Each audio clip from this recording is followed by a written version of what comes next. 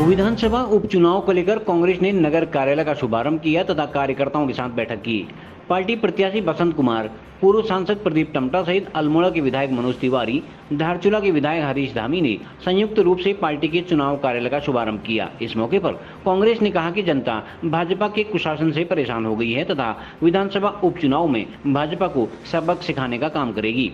कांग्रेस ने आरोप लगाया कि भाजपा दुष्प्रचार और झूठ के सहारे चुनाव जीतना चाहती है, लेकिन जनता सब जानती है तथा इस बार भाजपा को हराने का मन बना चुकी है। और नॉमिनेशन के दिन की तैयारी भी आप लोगों ने देखी होगी।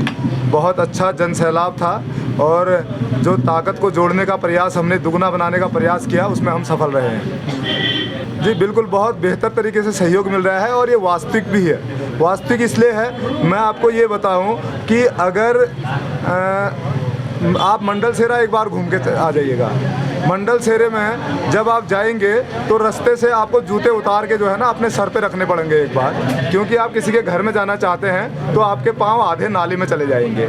और ऐसे हालत मंडल सेरे के हैं, और जिनके घरों में पानी जा रहा है वो फिर भी कमल का फूल का बटन दबाते हैं, तो फिर ये तो सोचने वाला विषय होगा। मैं समझता हूँ कि इन परिस्थितियों में वो कतई कमल के फूल का बटन नहीं दबाएंगे, वो हाथ के पंजे का बटन दबाकर मुझे एक बार उस क्षेत्र के उस समस्या का समाधान करने का मौका ज़रूर देंगे। ये एक बहुत अच्छी बात है कि लोगों का प्यार स्नेह इस मौके पर, इस समय पर, जिस समय मुझे वास्तव में लोगों के प्यार स्नेह की आवश्यकता है।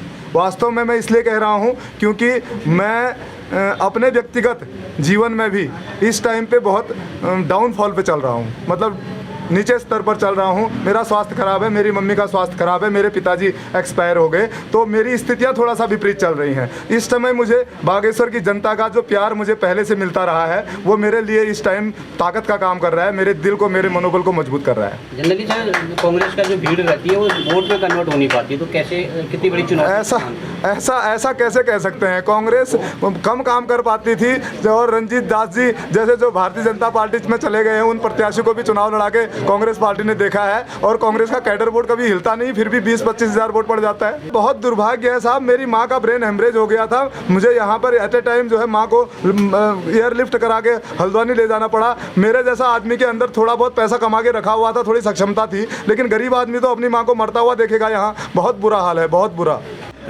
देखिए, जो बागेश्वर में उपचुनाव होने जा रहा है, कांग्रेस पार्टी के द्वारा एक बहुत ही संघर्षशील, जुझारू, कर्मठ, ईमानदार और जिसका अपना भी एक बैकग्राउंड है, उसको एडवोकेट बसंत कुमार जी को प्रत्याशी बनाया है। और हम जनता के बीच में कल हमारा नामांकन दाखिल हुआ है, और नामांकन में जो जन सैलाब उमड़ा है, और वो इस बात को दिखाता है कि कितना कांग्रेस के प्रति लोगों का जुनून पुनः आ रहा है, और वही भारतीय जनता पार्टी का विरोध स्वरूप जन सैलाब उमड़ा है।